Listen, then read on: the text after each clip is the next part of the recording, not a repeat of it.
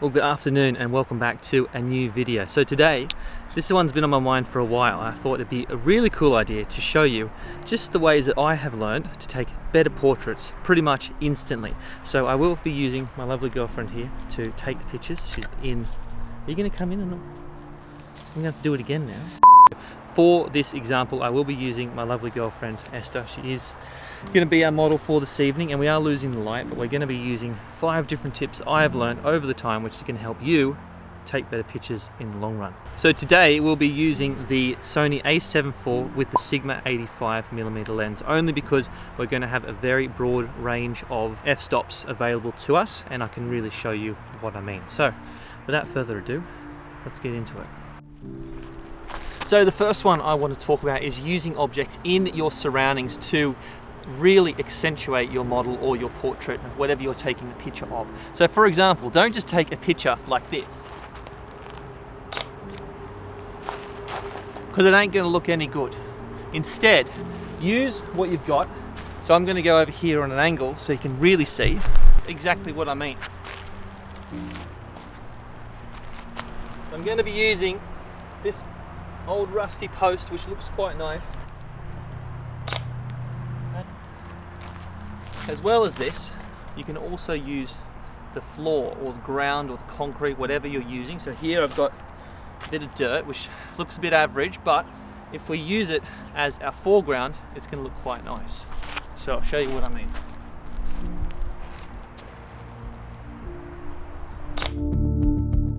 Now there's a really lovely composition just looking out over towards the mountains in the background. So I'm going to go down onto the dirt to show you another example.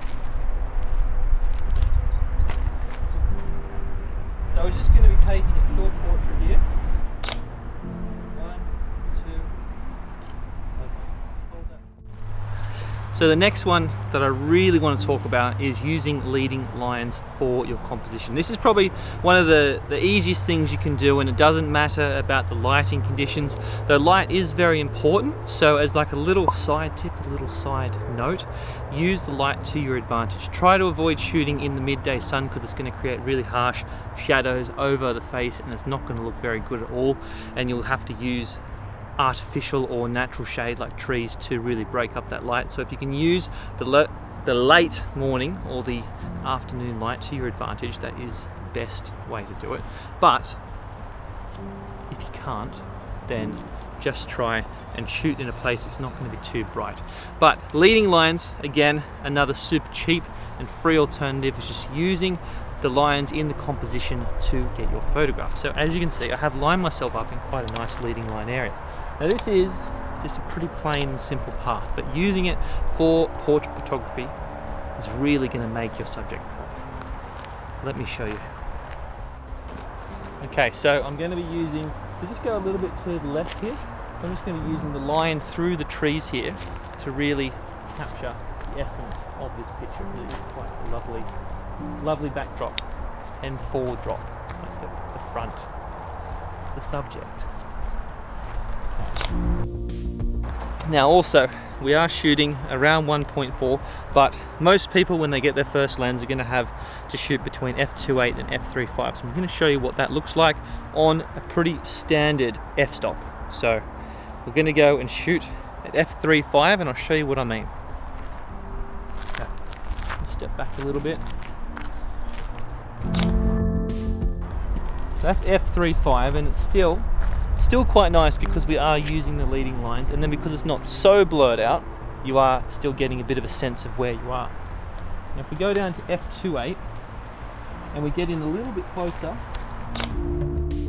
Now additionally, you don't have to use very obvious leading lines like a path, because that is ultimately not cheating, but you know, you use it once and it's fine, but you keep using it all the time.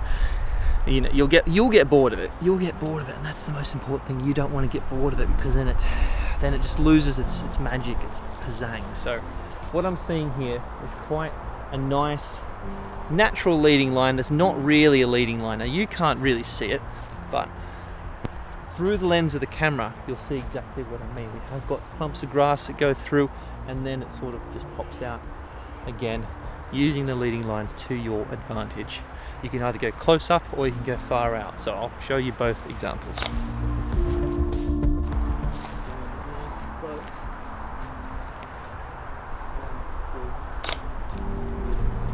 So the third tip I want to use, and I want to suggest, only suggestions, is using something in the foreground to mask part of your subject. Now you see this a lot, but it is really quite hard to perfect and get it right, so it does take quite a lot of practice.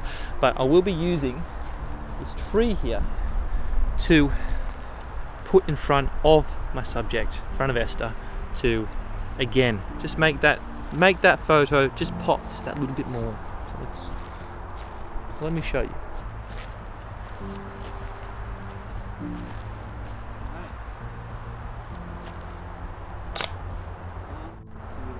Now just walk towards me about 10 paces.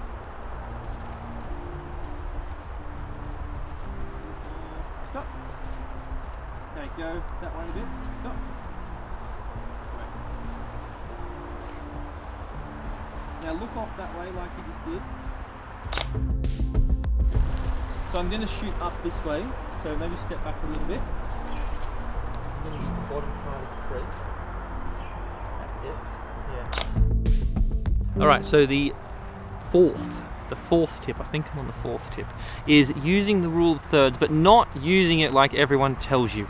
Use the rule of thirds. I just got bitten by an ant. I hope that wasn't poisonous. Use the rule of thirds to your advantage by not using it, if that makes sense. I'll show you exactly what I mean. Instead of taking a picture right through the middle of the squares, instead start using the face here or here or down here. Just use every area of the sensor, of the camera lens, of the picture, because if you do that, you're going to create a much more interesting shot.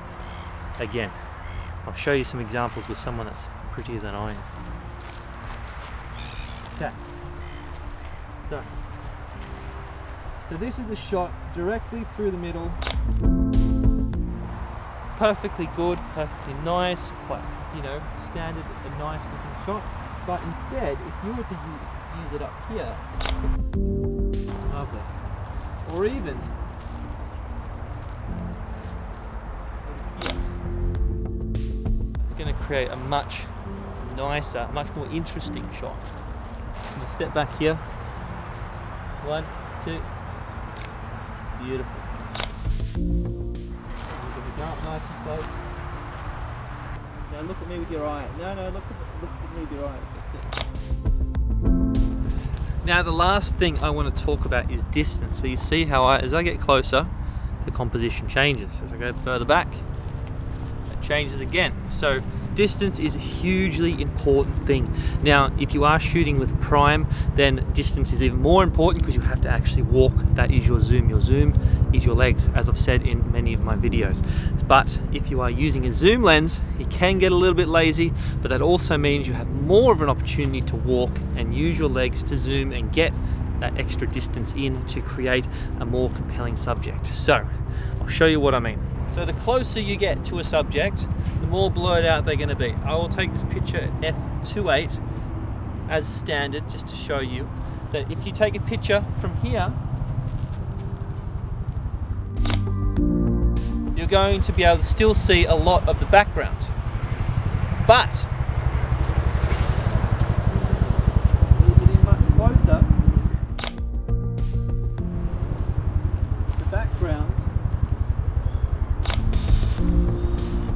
becomes one with the portrait, and you can use this in as many different ways as possible. And if you have a lower aperture lens, then you can use it to even more blow out the background. But if I shoot f1.4 from all the way back here, you'll see what I mean. Esther, the separation is lovely, but you still can see the background, it's still there. But if we get closer again, the background will disappear. Ready? So these are just 5 little tips to get you on your way, and give you the skills that I learnt over my years of being a photographer, and I thought it might help you out too. So that is the very end of the video. If you did enjoy the video, then do let me know down below with a like or a comment, and even give her a little bit of a thumbs up, and congratulations for slowly getting into the more and more of the videos, because it is a massive help. I will see you in the next video if you subscribe. If you don't subscribe, then I won't see you, but if you do subscribe, I will see you, so make sure to do that, and I'll see you then. All right, go back to whatever you were doing. Don't spend too long on the internet.